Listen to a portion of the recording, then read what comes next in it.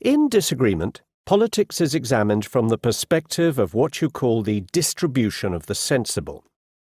In your opinion, does this expression provide the key to the necessary junction between aesthetic practices and political practices? I call the distribution of the sensible the system of self-evident facts of sense perception that simultaneously discloses the existence of something in common and the delimitations that define the respective parts and positions within it. A distribution of the sensible therefore establishes at one and the same time something common that is shared and exclusive parts. This apportionment of parts and positions is based on a distribution of spaces, times, and forms of activity that determines the very manner in which something in common lends itself to participation, and in what way various individuals have a part in this distribution. Aristotle states that a citizen is someone who has a part in the act of governing and being governed. However, another form of distribution precedes this act of partaking in government, the distribution that determines those who have a part in the community of citizens. A speaking being, according to Aristotle, is a political being. If a slave understands the language of its rulers, however, he does not possess it. Plato states that artisans cannot be put in charge of the shared or common elements of the community because they do not have the time to devote themselves to anything other than their work. They cannot be somewhere else because work will not wait. The distribution of the sensible reveals who can have a share in what is common to the community based on what they do and on the time and space in which this activity is performed.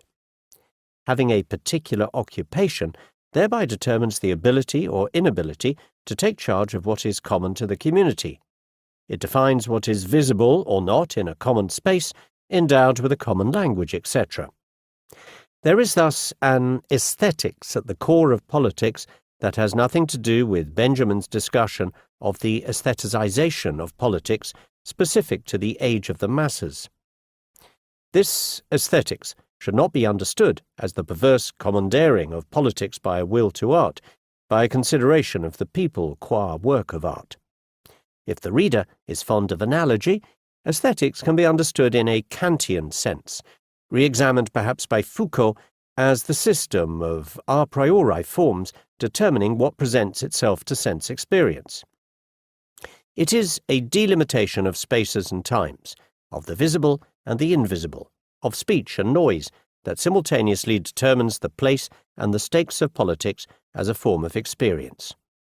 Politics revolves around what is seen and what can be said about it, around who has the ability to see and the talent to speak, around the properties of spaces and the possibilities of time. It is on the basis of this primary aesthetics that it is possible to raise the question of aesthetic practices as I understand them.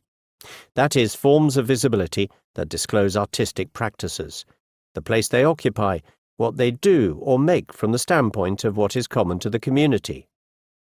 Artistic practices are ways of doing and making that intervene in the general distribution of ways of doing and making, as well as in the relationships they maintain to modes of being and forms of visibility. The Platonic prescription of the poets is based on the impossibility of doing two things at once prior to being based on the immoral content of fables. The question of fiction is first a question regarding the distribution of places.